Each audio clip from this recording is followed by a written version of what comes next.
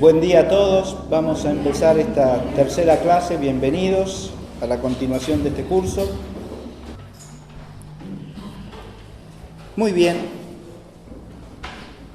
esta clase, para empezar, tenemos que relacionarla directamente con las dos anteriores. Yo ahí he puesto en el esquema 2 puntos introductorios. El primero se refiere a la esencia, el objeto y el método del saber histórico. Son tres cosas indisociables, pero que hay que entender en ese orden que está puesto. El saber histórico tiene una esencia, una determinación constitutiva, lo que lo hace ser lo que es. Como es un saber, esa determinación viene dada por el objeto, porque los hábitos de conocimiento o los hábitos de saber se especifican por su objeto. Y del objeto depende el método. Este es el primer principio que tenemos que recordar. ¿Y eso por qué? Porque existe un error ampliamente difundido, bajo distintas formas, que es lo que podríamos llamar metodologismo. Es la idea de que los saberes o las disciplinas o las ciencias se hacen tales por el método. Y en realidad eso es un error que lleva a traspolar métodos de ciertas disciplinas a otras. Usted llama método científico solo, supongamos, al método de la ciencia físico-matemática. Entonces, para que cualquier otra cosa sea ciencia, la debe forzar a ceñirse a ese método, aunque su objeto sea totalmente distinto y aunque la índole de ese saber sea totalmente otra. ¿Está claro esto? Bien. El principio del que tenemos que partir siempre es que el método debe ser conforme al objeto. Y esto se sigue de la noción misma de método, que les recuerdo, no es sino el conjunto sistemático de medios y de procedimientos adecuados de los que ha de servirse la inteligencia humana para alcanzar el objeto. ¿Está claro lo que dije? Es un conjunto de medios, de procedimientos, de instrumentos de los que ha de servirse la inteligencia para alcanzar su objeto propio. En este caso, el objeto propio de la historia del que hemos hablado en la clase pasada. La otra breve reflexión introductoria que quería hacer tiene que ver con algo que dijimos al final de la clase pasada. El saber histórico tiene un carácter teorético, es una cierta contemplación de los hechos relevantes del pasado humano, pero al mismo tiempo tiene un carácter práctico, porque el conocimiento histórico está profundamente inserto ya por naturaleza en el vivir humano en cuanto éste es obrar, porque nos encontramos con el pasado histórico desde nuestra propia acción humana, inserta en un contexto que viene todo él, podríamos decir, lleno de historia, de determinaciones históricas, que nosotros tenemos presentes siempre en relación con nuestra conducta, con nuestro obrar. ¿Está claro? Aprendemos en la escuela la historia de nuestra patria, aprendemos en la familia la historia de nuestra familia, de manera tal que vivimos y obramos a la luz de eso que conocemos del pasado, o a la sombra, según los casos. ¿Está claro? Esta doble condición de saber teórico y práctico, ¿no?, tiene que ver con que en el saber histórico está involucrada también nuestra responsabilidad moral. Y esto lo recuerdo preliminarmente porque es algo que tiene que ver con el método de la historia. Bien. Como ustedes verán, el esquema de hoy abarca 2 paginitas, pero no se asusten porque yo lo he hecho excesivamente prolijo para que sirva de repaso, pero empiezo describiendo en general el esquema para que nos ubiquemos en la clase, ¿no?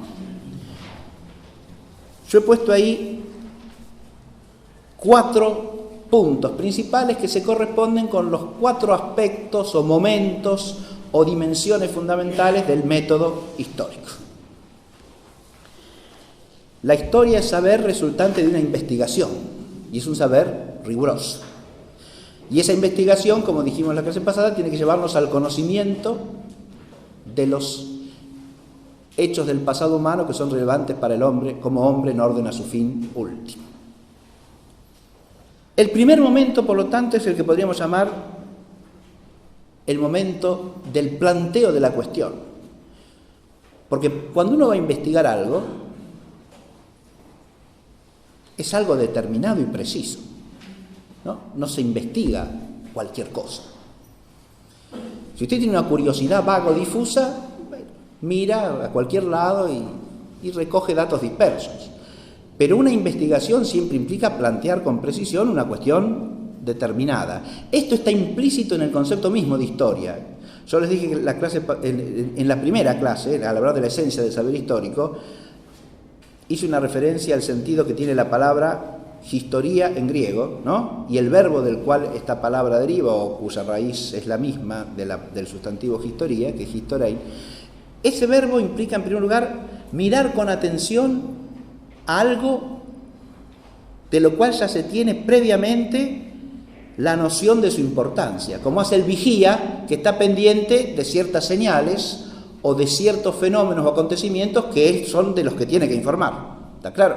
Es decir, hay en la mente del que otea el horizonte como vigía, hay una preocupación determinada. No se trata de vigilar cualquier cosa. ¿Está claro lo que digo? Ya partiendo de la etimología del verbo, tenemos un primer momento del método de la historia, que es plantear la cuestión. O sea, ¿qué es lo que vamos a investigar? Este primer momento va seguido de un segundo momento, que es lo que suele llamarse el momento heurístico.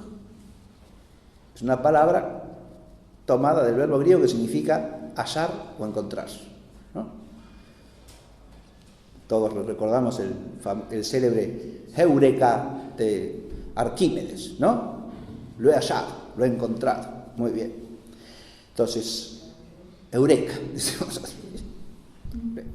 Bien. El momento heurístico es el momento del hallazgo de ¿qué? Del hallazgo de las fuentes, que es un momento crucial del método histórico. Si usted quiere conocer los hechos del pasado, tiene que partir de fuentes que le permitan llegar a ese conocimiento. Entonces vamos a presentar un poquitito esta temática de las fuentes. El tercer momento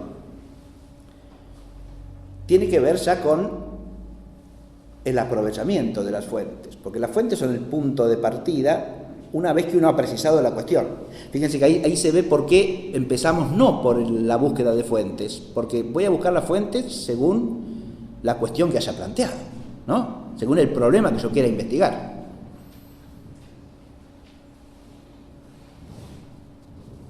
Yo me planteo una cuestión, hay cuestiones de distintos tipos, ahora lo vamos a ver, ¿no? Pero si me planteo una cuestión fáctica, ¿qué pasó en la llamada Semana de Mayo de 1810?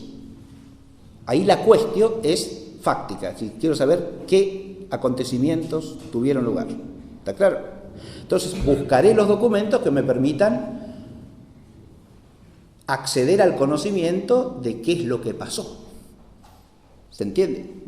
Ahora, si yo plantease, por ejemplo, qué corrientes de pensamiento influyeron en las personas que hablaron en el Cabildo Abierto del 22 de mayo, una cuestión totalmente distinta, ¿sí? Y mucho más precisa, ¿verdad?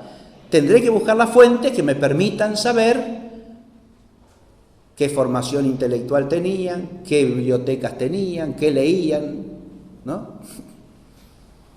Estudiar los discursos y ver con qué fuentes se pueden relacionar, de la época o anteriores, etc. ¿Está claro? Tendré que buscar fuentes que me permitan averiguar eso. Bien. Pero basta con tener las fuentes. No, obviamente, las fuentes son el punto de partida y el tercer gran momento del método es el que suele llamarse el momento hermenéutico. ¿Sí? Ahora ya no se trata de recoger las fuentes, tenerlas a mano y haberlas calibrado en su relevancia, en su importancia, sino de lo siguiente: partiendo de las fuentes, llegar a cierto juicio histórico, a cierto juicio sobre el objeto de la historia. La palabra hermenéutica la tomamos acá en su sentido originario, clásico. Es una palabra que se usa ampliamente en el griego clásico, ¿no? El segundo libro del órgano de Aristóteles se llama Perihermeneias, ¿sí? Que suele traducirse, según la fórmula latina, sobre la interpretación. Lo que quiero decir con esto es que cuando hablamos aquí de hermenéutica no estamos indicando precisamente el método hermenéutico según la concepción de determinada escuela. Por ejemplo, una de las corrientes acerca del objeto histórico, del objeto de la historia que yo mencioné, o de la índole de la historia también, que mencioné en la primera clase, es la escuela que podemos llamar de las ciencias del espíritu o de las ciencias de la cultura, ¿no? Dilthey sostiene que, a diferencia del método de las ciencias naturales, que es un método explicativo, la historia tiene un método hermenéutico. ¿Está claro? No estoy hablando de hermenéutica en ese sentido preciso acá, hago la aclaración, sino en su sentido clásico, que viene a significar la instancia del juicio. En el Perihermeneias, Aristóteles trata en las categorías de lo que sería el concepto, ¿no? Mientras que en el Perihermeneias se ocupa del juicio, básicamente. Porque hermeneia en griego, ¿qué significa? Tiene primero el significado de exposición o declaración. Pero cuando usted expone o declara algo, ¿qué está haciendo? Lógicamente hablando. Y un juicio. ¿Está claro? Si yo expongo o declaro una cosa, lo que hago es un juicio. ¿Se entiende? De ahí derivan los otros significados. ¿Sí? Fíjense que tiene hermenéutica la raíz de Hermes, ¿no? Hermes es para los griegos el dios de la elocuencia y por eso también es el intérprete de los mensajes que los dioses del Olimpo quieren llevar a los hombres, ¿no? Es el que los interpreta, no en el sentido de que les da un sentido que se le ocurre a él, es el intérprete en el sentido que los declara adecuadamente para que los otros los entiendan, ¿sí? Tiene la elocuencia suficiente para decir las cosas de manera que sean inteligibles. ¿Está claro? Muy bien. ¿Qué hace este momento hermenéutico? Pone los juicios. Si no hay juicio histórico, no hay conocimiento ni saber histórico. ¿Está claro? Los juicios podrán tener distinto alcance, podrán ser juicios ciertos, podrán ser juicios probables, opinables. Eso el historiador tiene que decirlo con suficiente claridad para que se note cuándo tiene fundamento suficiente para afirmar algo como cierto y cuándo está afirmando algo que es meramente probable o es una mera conjetura, ¿verdad? Hay juicios de distinto tipo. Pero además, si ustedes miran el esquema, yo he distinguido tres instancias del propio juicio. O sea, dentro del momento hermenéutico hay tres momentos distintos.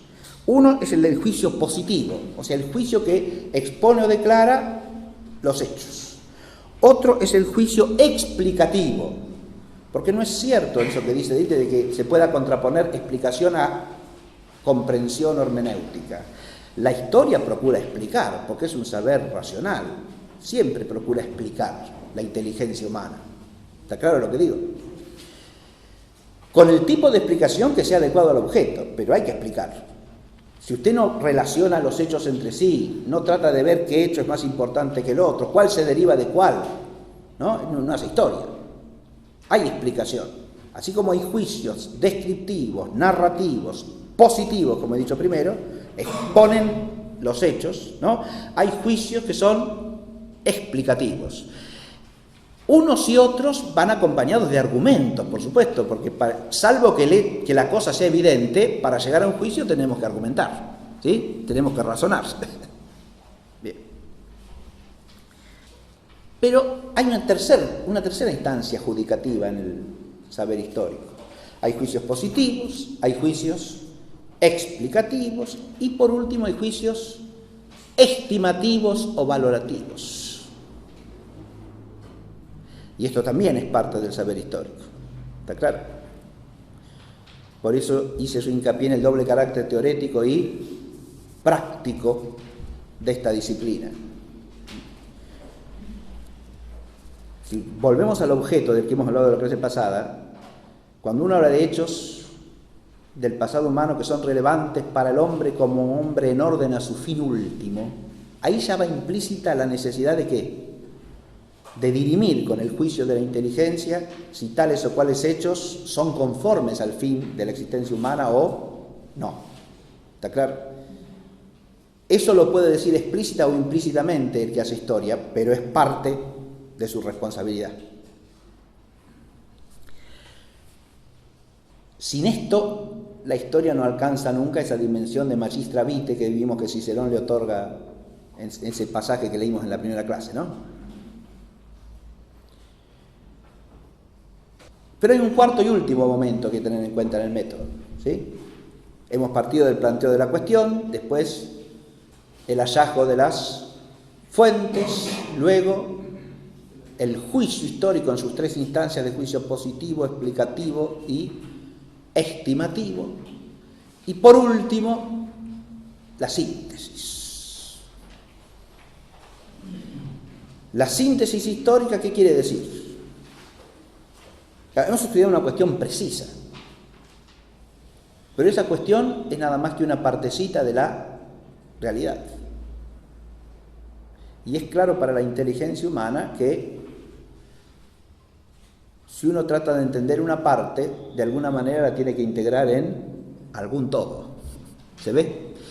Pero acá el todo es un todo complejísimo. Porque fíjense que los todos en que podemos sintetizar el estudio de una cuestión histórica son de muy distinto alcance. Volviendo al ejemplo que yo puse, si usted estudia los hechos de mayo de 1810, ¿no? El estudio de los hechos es una partecita de algo. Uno puede decir, bueno, pero esto forma parte de una realidad más amplia, ¿no? Esos acontecimientos acontecen en qué ámbito histórico. Y acontecen en Buenos Aires, que era en ese momento la ciudad donde residía el virrey del Río de la Plata, ¿no? Entonces son hechos que nos llevan a un contexto más amplio, que es el virreinato del Río de la Plata, de la cual Buenos Aires era la capital, ¿no? Pero el virreinato del Río de la Plata era parte de los reinos de Indias, ¿está claro? Por lo tanto no podemos separar eso de los reinos de Indias en su totalidad y de España, ¿sí? Del reino de Castilla y de León en particular, cuyo monarca era también el monarca de Indias, ¿está claro? Voy ampliando el contexto dentro del cual hay que sintetizar esa parcelita, ¿se entiende? Porque si no, tendríamos un conocimiento a lo mejor muy minucioso de una serie de hechos, pero desgajados del contexto que los abarca. Ahora, para ir al contexto hay que hacer una síntesis que no es una labor fácil ni aproblemática, porque, fíjense, hay que situar el contexto adecuado. Yo he nombrado el contexto de maneras que no son del todo habituales, ¿sí? Por ejemplo, entonces el concepto que uno tiene del contexto, ¿sí? Es algo que ya indica si está haciendo síntesis histórica, o sea, partiendo de las fuentes y de los juicios objetivos que surgen de la fuente, o está haciendo una síntesis en el aire, o sea, sin fundamento objetivo. ¿Se entiende? Después podríamos ir más amplio todavía, sí, porque usted dice, bueno, sí, pero España en ese momento también estaba envuelta en un contexto internacional o europeo, por lo menos, que era de las guerras napoleónicas. Perfecto, muy bien, entonces ya vamos a ese contexto de la cristiandad europea post-Revolución Francesa, ¿no es cierto? bajo el imperio de Napoleón y con las guerras, la continuidad de las guerras revolucionarias, que son las guerras napoleónicas. Bien. Sí, bueno, pero también está el contexto. Si nosotros en la escuela primera estudiamos eso, los antecedentes de la Revolución de Mayo, nos decía la Revolución Francesa, la independencia norteamericana. La independencia norteamericana también viene a ser otro contexto, ya nos lleva al Reino Unido de la Gran Bretaña, a sus colonias de la América del Norte, etc.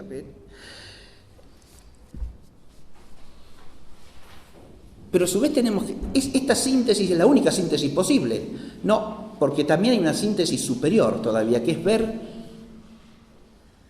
los hechos del pasado humano en una perspectiva total de la historia. Pero la perspectiva total de la historia supera el alcance del historiador. Y objetivamente solo es posible si no parte de la fe. Acá es donde la historia o recibe la luz de la fe o se despista. O permanece en la oscuridad, necesariamente. Porque el designio total de los tiempos no es cosa del hombre. ¿Está claro lo que digo? Si uno quiere tener una visión sintética superior que abarque la totalidad de los acontecimientos, y ahí viene la relación al fin último, ¿ven? O lo mira desde la fe, o no lo mira, o pone un sucedáneo de la fe ilegítimo. ¿Está claro? Una visión de la totalidad del tiempo histórico presuntamente humana, que es esencialmente imposible, pero que uno postula a pesar de la imposibilidad. Podríamos terminar la clase acá, ¿eh? ¿Sí? Ya les expliqué todo el esquema. Ya está. Bien. Pero vamos a decir alguna cosita más, ¿sí? Ahora tendremos que entrar en cada uno de estos 4 momentos, ¿sí? Para profundizar un poco.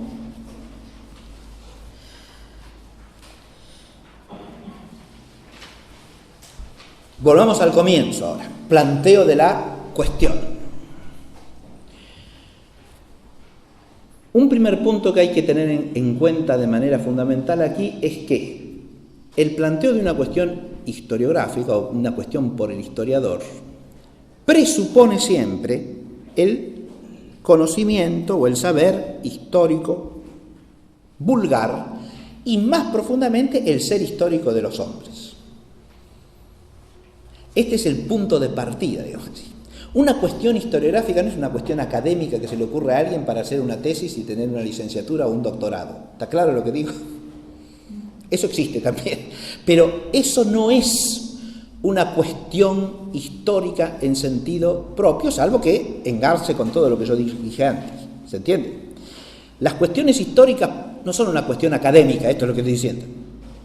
Son una cuestión vital para el hombre. Porque tienen su raíz primera en el ser histórico del hombre. Los hombres vivimos históricamente, ¿está claro? Y ese ser histórico es el punto de partida común al historiador y a todos sus prójimos, ¿está claro? El historiador no deja de ser un hombre, ¿no? Antes que ser historiador, es hombre, ¿no? Y para el historiador vale lo mismo que decía Balmes para el filósofo, ¿no? Si para ser lo que hoy día llaman filósofo tengo que dejar de ser hombre, prefiero seguir siendo hombre y que nadie me llame filósofo, ¿no? El historiador lo mismo. Tiene que ser primero un hombre, un ser humano, ¿no? Y eso, había una frase que solía usar Monseñor Ruta, la difícil tarea de ser hombre, ¿no? La ardua tarea de ser hombre, ¿no? Y es una tarea ardua, claro, ¿sí? No deshumanizarse, digamos así, no perder de vista que uno es un ser humano. Y eso, acá el historiador arraiga en el ser histórico y forma parte de una tradición histórica, de un pueblo histórico. Tiene una identidad histórica, él mismo, ¿está claro? Es de ahí donde parte su inquietud histórica, no de su oficio de historiador, ¿está claro? Su oficio de historiador será una profundización, una vigorización, un perfeccionamiento de esa inquietud, ¿no? Y un cultivo sistemático de la disciplina que puede responder a esas inquietudes con la mayor objetividad asequible para la inteligencia racional humana, ¿está claro? Pero tiene que arraigar allí. Y arraiga siempre en un conocimiento histórico vulgar. Siempre. Ese conocimiento lo puede mejorar, lo puede perfeccionar, hasta lo puede corregir. Es su oficio y es su obligación, si partiendo del estudio riguroso de las fuentes encuentra que la versión vulgar es incorrecta, ¿no? Lo dice Tucídides al comienzo de la historia de la guerra del Peloponeso cuando hace consideraciones generales sobre lo que es la historia, ¿no? Muchas veces, dice, el conocimiento vulgar acerca de los hechos es inexacto, aun cuando sean hechos bastante recientes de Tucídides, y da ejemplos de la historia de Atenas, ¿no? Los atenienses dicen que pasó esto, y en realidad esa versión corriente no es exacta, no pasó exactamente eso que dicen que pasó. ¿Está claro? Bien. Entonces, el historiador parte de un conocimiento histórico vulgar que puede ser más o menos fiel a la realidad, ¿sí?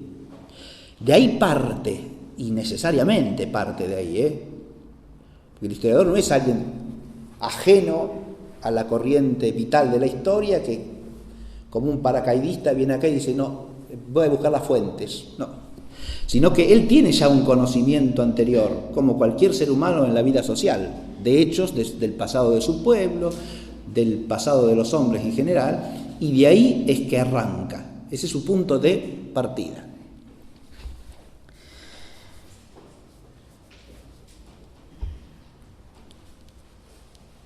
Pero claro, el historiador, como dice también Tucídides, se hace tal porque no se limita a repetir lo que se dice, ¿no? Sino que se pone a investigar, como he dicho recién, con el máximo rigor posible, si eso que se dice es verdadero o no, es exacto o no. Son dos instancias distintas. Eso lo vamos a aclarar en la clase sobre la verdad histórica. Pero Tucídides ahí dejan claro que hay lo que podríamos llamar una verdad fundamental del hecho, ¿sí? Pasó esto, en ese pasó esto puede que haya alguna fallita, pero no está mal, básicamente pasó eso, ¿sí? Y el historiador lo ajusta y precisa, ¿no? Y llega a una verdad exacta. No una verdad fundamental o básica, sino una verdad exacta. Pero a veces el hecho tal como circula es lisa y llanamente inexistente. ¿Está claro? Entonces ya no hay ni verdad fundamental en lo que se dice. Ahora, la corrección del historiador pasa a ser más drástica, ¿no? Lo que circula no es verdad. Se advierte. Eso no pasó. No fue así. Pasó esto otro, pero no eso que se dice que pasó. ¿Se advierte? Bien. ¿Eso puede pasar? Pues pasa muchas veces, lógico. ¿Sí? ¿Por qué? Y porque el conocimiento histórico vulgar, como todo conocimiento humano, está expuesto al error, ¿no? Pero tiene, a su vez, ocasiones o motivaciones de error propias. A veces los hombres no queremos que haya pasado cierta cosa y hacemos como que no pasó, ¿no? O queremos que haya pasado algo que nos conviene que haya pasado y lo hacemos pasar aunque no pasase. ¿Se ve? Es decir, hay motivaciones, hay voluntades a veces detrás de decir, pasó esto. Insisto, aunque no haya pasado. Es un saber que está expuesto no solo a errores involuntarios, sino incluso hasta tergiversaciones deliberadas. ¿Se entiende esto? En eso se distingue la historia de otros tipos de saber. Precisamente por el compromiso profundamente moral y las consecuencias que tiene en el presente el saber histórico, ¿no? Es un saber altamente interesado. ¿Se entiende lo que digo? Y puede dar lugar no solo a errores involuntarios, que pueden ser ajenos o no a esos intereses, sino también a errores deliberados, insisto. A macaneo. Lógico. Ahí es donde la tarea del historiador se hace necesaria, imprescindible. Pero entonces el historiador tiene que estar provisto no solo de cualidades intelectuales que le permitan llegar con rigor a los hechos, sino también de cualidades morales que le permitan superar por lo menos los intereses en cuanto distorsivos de los hechos. ¿Está claro? No le podremos pedir de ninguna manera que juzgue ajenamente a lo que le interesa, ¿no? Pero sí tenemos el derecho de pedirle que no tergiverse los hechos según sus intereses. Si no, ya deja de ser historiador. Pasará a ser un publicitario, un panfletista, un sofista de la historia, pero no un historiador.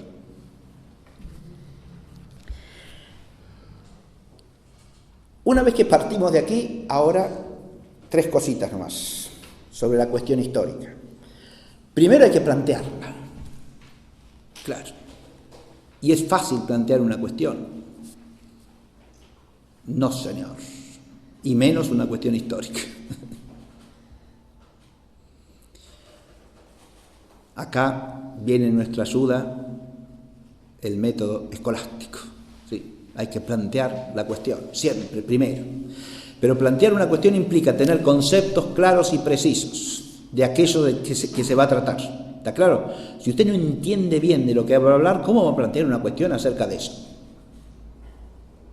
Usted puede usar en el planteo de una cuestión términos que significan conceptos que no están claramente definidos, o puede usar términos equívocos, o puede usar términos que sean ajenos a la cuestión que desea plantear.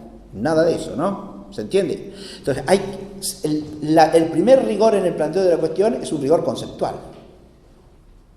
Si usted va a plantear una cuestión histórica, tiene que plantearla con la debida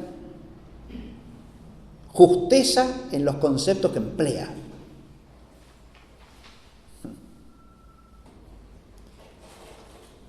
Pongo un ejemplo sencillo de esto, ¿no?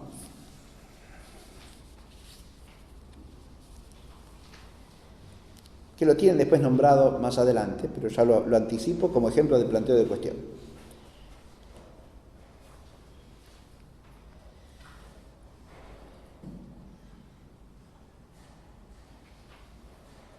En muchos manuales de historia, no solo de enseñanza elemental, sino incluso de nivel universitario, ustedes pueden encontrar, recordarán, en el siglo, fines del siglo XI, comienzo del siglo XI, lo que se da a llamar la querella de las investiduras. Querella de las investiduras.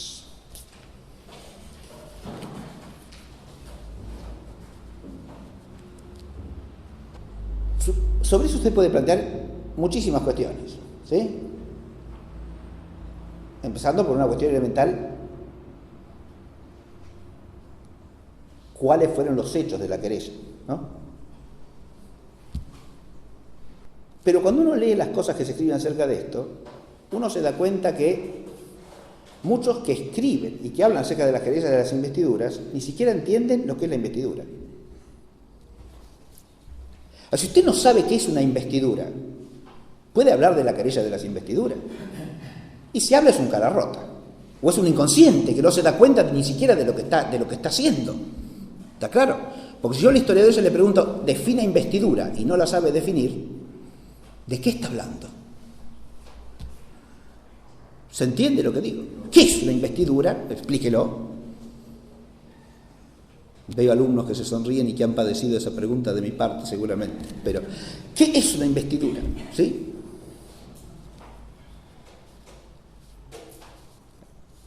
Si usted no sabe lo que es la institución beneficial y el feudo como desarrollo de la institución beneficial,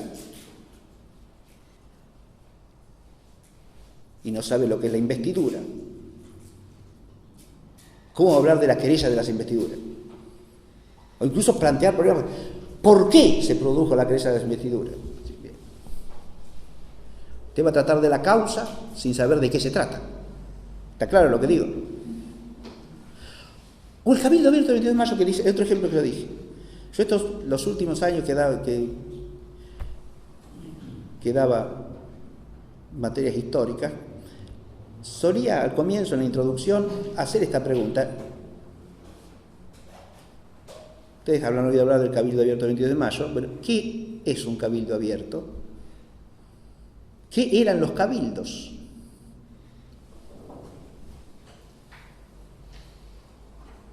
Mudez total. ¿Qué es un cabildo? ¿Qué eran los cabildos? ¿Qué funciones tenía el cabildo? ¿Quiénes constituían el cabildo? ¿Cuáles eran los funcionarios del cabildo? ¿Cómo se llamaban? ¿Qué atribuciones tenía cada uno? Hablamos del cabildo abierto el 20 de mayo, pero sabemos lo que es un cabildo. Estoy poniendo cosas elementales, estoy diciendo, ¿no? Pero, siendo elementales como son de una importancia enorme. ¿Está claro? Y es común que, haciendo discursos históricos, se pase por alto esta cosa tan elemental. O sea, se hable de hechos históricos sin tener los conceptos suficientes, adecuados, para saber de lo que se está hablando. Entonces, un primer rigor que tiene que tener un planteo de cuestión es el rigor conceptual. ¿Se ve? Lo segundo es el tipo de cuestión que yo planteo. Cuando planteamos una cuestión, de nuevo dije, el método escolástico ahora nos ayuda. La cuestión no solo tiene que estar planteada en conceptos claros y precisos, que si usted usa una palabra que puede malentenderse, tiene que definir. Bueno, esta palabra la uso así. Cuando hablo de esto y no de otra cosa. ¿Está claro? Si no, no llega a plantear algo preciso. Nunca. Pero además hay otra cosa que pide el método escolástico. Cuando usted plantea una cuestión, es una. No un merengue de cuestiones todas confundidas entre sí. ¿Sí? No varias cosas mezcladas que termina hablando de lo que se le ocurre. La cuestión es una por vez. Y si usted quiere plantear más de una, plantea primero esta, segundo esta, tercero esta, en un orden lógico y en una concatenación ordenada. ¿Se entiende? No cualquier cosa. Entonces, primero planteo esto. Hay cuestiones, como dije, de hecho, básicas, ¿no? Cuestiones fácticas. Usted puede meter una cuestión de ¿pasó esto o no? Así de simple. ¿Se ve? ¿Existió el sargento Cabral o no? Pongamos por caso. ¿Se entiende?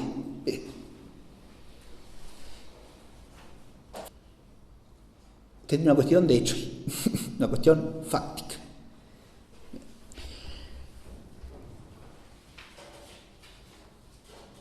¿Todas las cuestiones históricas son así? No, de ninguna manera, porque como dije, ya lo di a conocer en la exposición total del método, el historiador no solamente se pregunta si algo pasó, ¿no?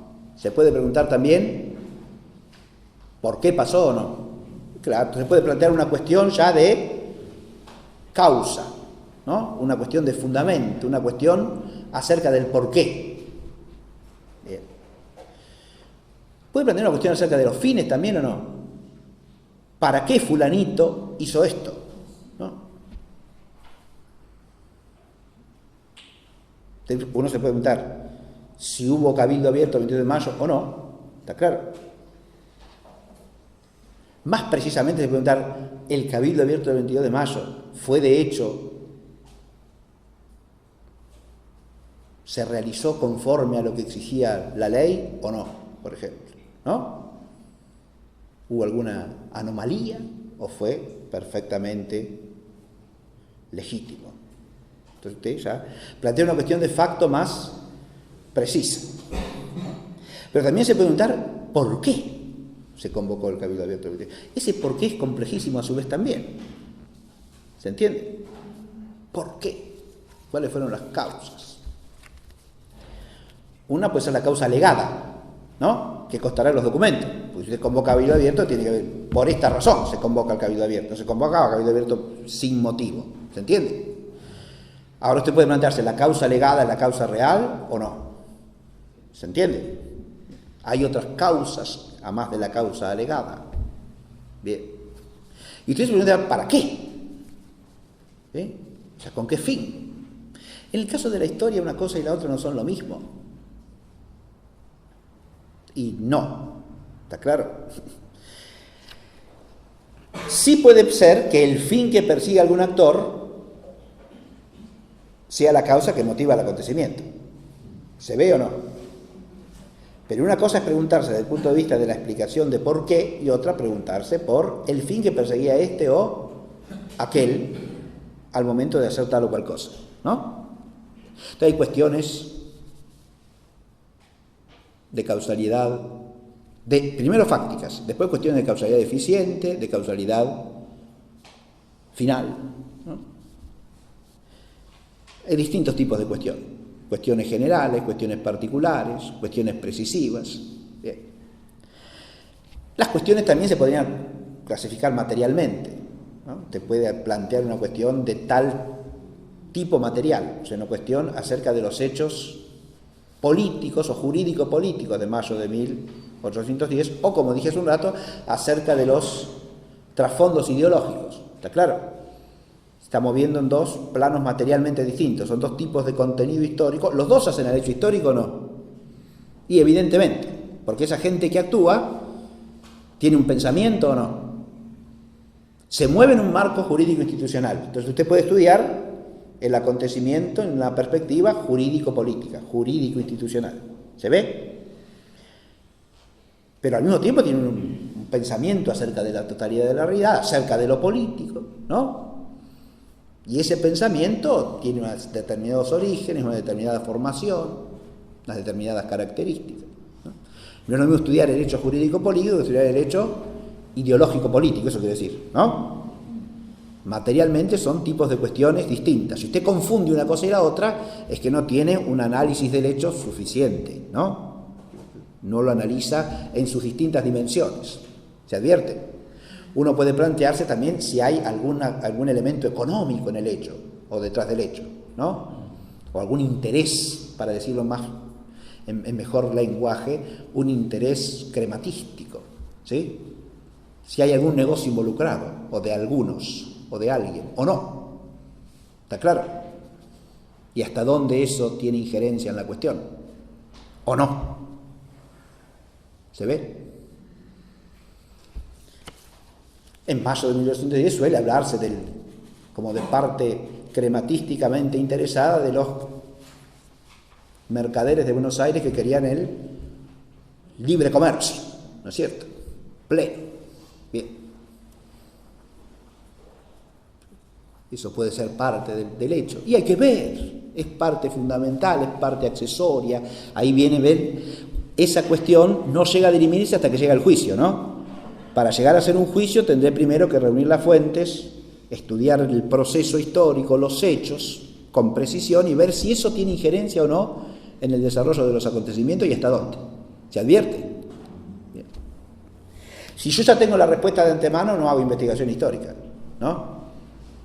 Si yo pienso de manera económico-materialista que todos los acontecimientos históricos no son más que el resultado de procesos económicos, ¿sí? Ya no tengo cuestión histórica ahí. Ya sé que es así, ¿no? Ya está. Si pasó algo es porque detrás hay un proceso económico, ¿no? ¿Se entiende? Muy bien. Puse ahí una expresión que quería comentar brevemente, que es la del marco teórico, ¿no? Todo planteo en orden de investigación, planteo una cuestión, tiene que tener un marco teórico, suele decirse. ¿Está claro? Eso, hasta cierto punto, es una obviedad, ¿sí? Siempre y cuando, y es correcto, siempre y cuando marco teórico, ¿qué signifique? Lo que venimos diciendo hasta aquí, ¿no? Te parte de cierto conocimiento histórico previo, siempre. Y parte, ahora viene el problema, parte de cierta visión de la historia. Bueno, eso es inexorable, ¿sí? De cierta visión de la historia parte. Pero si marco teórico quiere decir, o lo encaja en esta visión usual,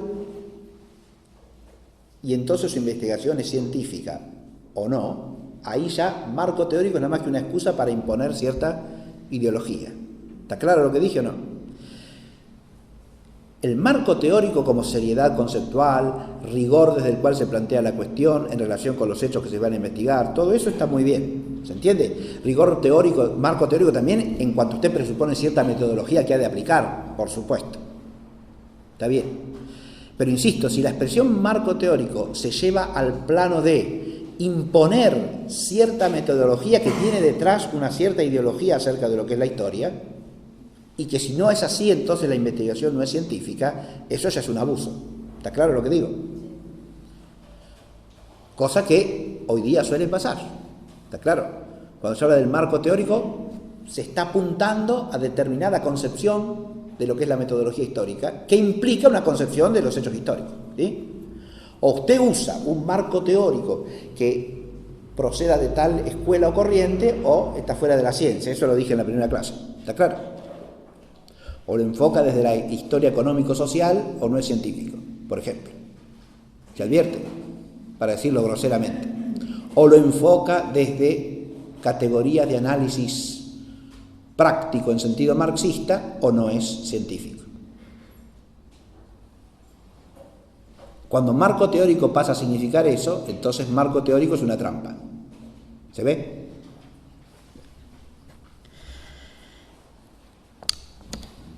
Una vez que hemos planteado la cuestión, tenemos que ir a las fuentes, buscar las fuentes.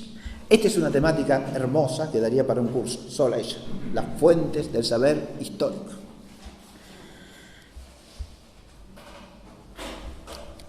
La palabra fuente acá significa lo que siempre, ¿no? Cuando hablamos de conocimiento. Es una metáfora, obviamente, para significar ¿qué cosa? El lugar donde nosotros tenemos que ir a recoger el agua. Es decir, en la fuente bebemos aquello que nos permite vivir, ¿no? En este caso, la inteligencia histórica ¿de qué vive? Y de los datos acerca del pasado, ¿no? Y las fuentes no son sino los lugares donde tiene que ir a buscar esos datos. ¿Se ve? Vamos a repasar brevemente algunas distinciones sobre las fuentes, ¿no? Una primera es la que se hace entre fuentes formales y fuentes materiales. Esta es muy sencilla de entender y muy importante también. Las fuentes formales están siempre asociadas a la palabra humana, al lenguaje, que es el medio universal y primario de comunicación entre los seres humanos, ¿no? Fíjense ustedes que si nosotros queremos conocer hechos humanos del pasado, como dije en la clase sobre la índole del saber histórico, dependemos de que otros nos los cuenten o no. Y claro, son hechos del pasado humano, ¿o no? Entonces la relación, si no es entre seres humanos, no garantiza que lleguemos a los hechos. ¿Está claro lo que digo? Eso es importante entenderlo, porque el histórico es saber interpersonal. ¿Está claro? Como es saber por fe humana, es saber que se juega en la relación entre personas. ¿Y cuál es el medio de comunicación primario entre las personas? Y la palabra. El logos, diría el griego, ¿no? La palabra, que llega de unos a otros, por escrito u oralmente. ¿Está claro? Entonces, ¿de qué hablamos cuando hablamos de fuentes formales? De cualquier texto que nos informe acerca del pasado, o de cualquier discurso que nos informe acerca del pasado, de cualquier palabra que nos remita al pasado. Para decir, sea transmitida por vía escrita, sea transmitida por vía oral. ¿Se entiende?